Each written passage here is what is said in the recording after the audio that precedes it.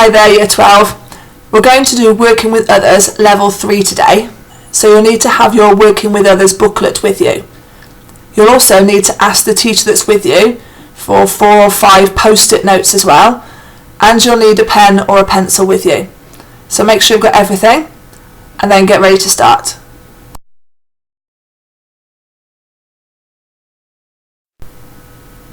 Okay, so for the first section we're going to start on page 10, and that is section 7. So this section asks you about how you carried out and planned your duties, and there's lots of things that you can talk about in this section. I'd advise you either to write in full sentences here or to write in pencil so that you can change it later. Another option is that you write in pen or pencil and you actually type up your booklet to be handed in. I'd prefer that, but it's up to you. So for the first section, section 7, on page 10, perhaps you'd like to talk about having regular meetings in Welsh back lessons, and that these were minuted, and that these were chaired by the chairperson of your group. And you can say what part each person took in the meeting. You could talk as well about everybody being able to have their say, and maybe you had a rule in your group about listening to each other and about who was allowed to speak and when.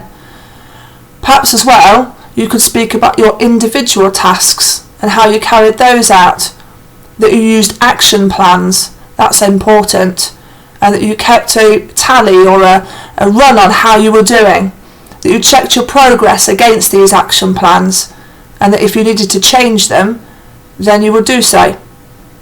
And finally, you need to say perhaps when you've spoken to a member of staff and what you've used them for and have they kept you on track. So there's a few things to think about there as to what goes in this section. So you do this section now.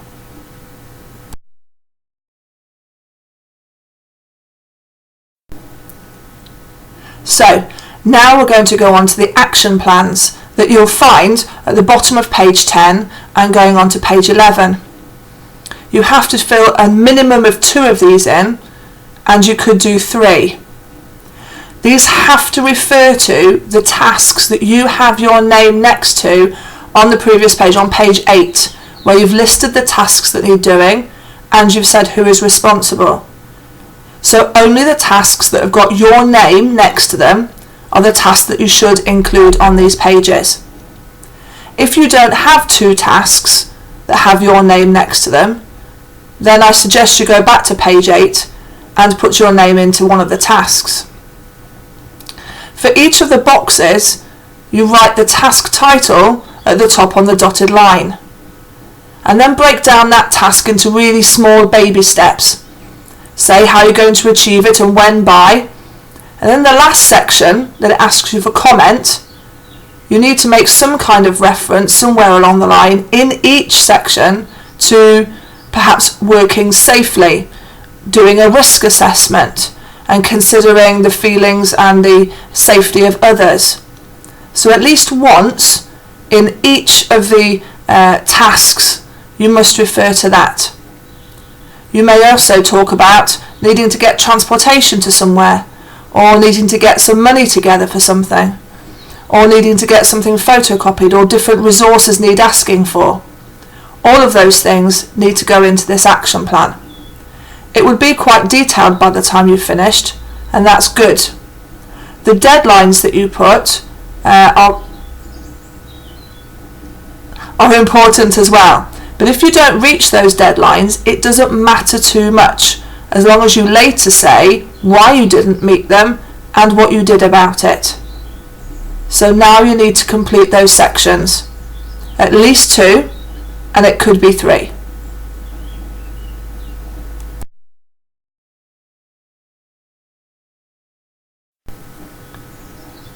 So we're now on section 8, starting on page 12. And section 8 looks at this whole idea of developing communication and cooperation between members of your group. That means trying to get on with each other, making sure each other is knowing what is going on in the group, making sure nobody feels left out, and making sure if people are struggling that somebody is supporting them. Now there's lots of things that you can write in here, and of course your tasks are not complete yet, so you won't be able to finish this section. So I suggest that you get a post-it note for this section, and you can pause the video now while you get a post-it note.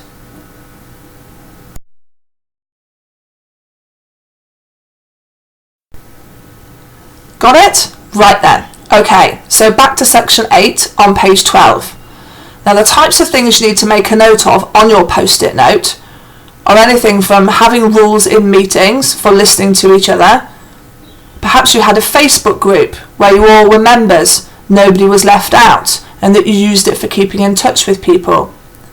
Perhaps you talked about sharing tasks that people found difficult, and that people needed help. You were able to share out the workload a little easier as you found out how much each task would take. Did you talk about your own preferences in the meetings? Were you listened to? Did somebody change their opinion or think that perhaps their task could be done better by you? How were your preferences looked out after, and how were other people's? And finally, what happened about some kinds of conflict in some situations? Did you have to bite your tongue and not say what you really think? Did you have to choose your battles then? Did you have to decide which things were worth arguing about and which things weren't? So on your post-it note now, thinking about your group and your situation, how have you helped and encouraged people, made people feel part of the group? How have you made sure that they feel that they are supported? And how have other people made you feel supported? So jot those ideas, thinking about your group, now onto your post-it note.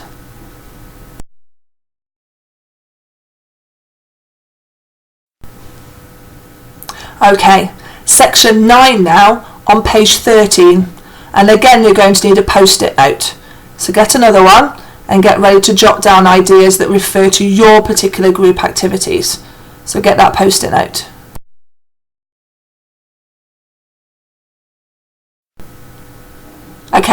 Okay, got it? Right then, so section 9 on page 13. This section talks about the same sort of things that you talked about in your conflict management workshop, either with Miss James or Mr. Jones. You talked about conflict, you talked about conflict resolution and ways to solve problems between personality differences and arguments amongst your group. So now, on your post-it note, I want you to think about times in your group when perhaps things haven't gone so smoothly, when people have disagreed. And if that hasn't happened, what disagreements could have happened so far? And how could you have resolved them? You need to find your conflict resolution work that you got from the workshop. You had a sheet and you also did some work on lined paper. You need to find those and look at some of the strategies for resolving conflict. Which ones have you used? Why? Are there some you haven't used? Why wouldn't they have worked? And so on. So think carefully about your group now. Think about how you've decided things and whether you've always agreed. Perhaps discuss how you solved conflict problems, and if there haven't been any, how would you sort them out? Do refer to your conflict resolution sheet and do talk about the fact that you had a workshop on this.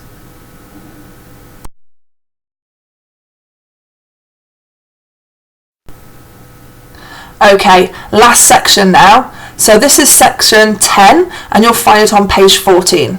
You'll need 2 post-it notes for this page, so make sure you get those now.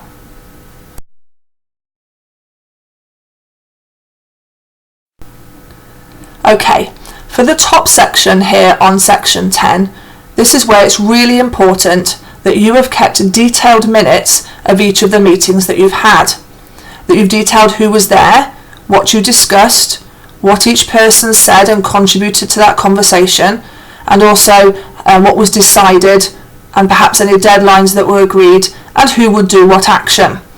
So it's really important you have those, and this is in the section now that you're going to list when you had those meetings and also perhaps who was involved and what you agreed on.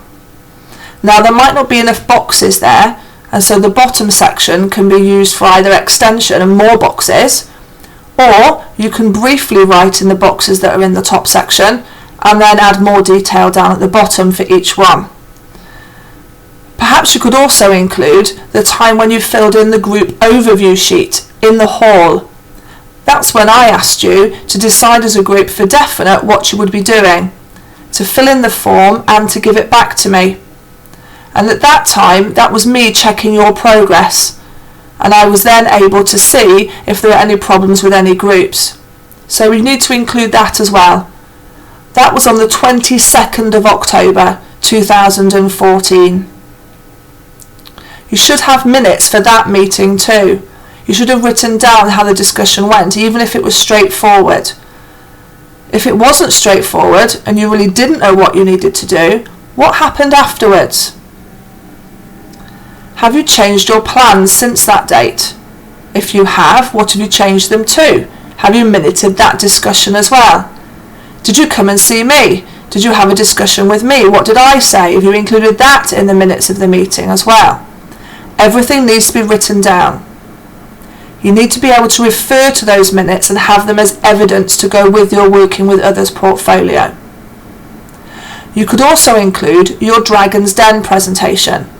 That's another time when progress has been checked and you've been able to speak to a member of staff about your plans.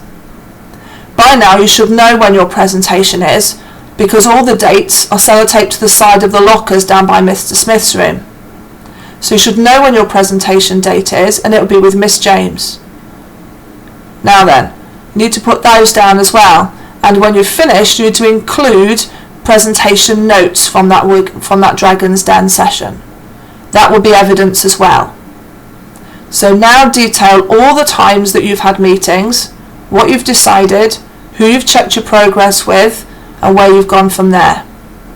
So the top section is for that detail, and the bottom section you can either add detail to bare bones you put in the top, or you can draw another box and continue there. Now be aware you haven't finished yet, so there may well be more meetings to come, so don't use up all the space just yet. That's the end of this session, so when you finish that, it should be the end of the lesson. Thank you very much.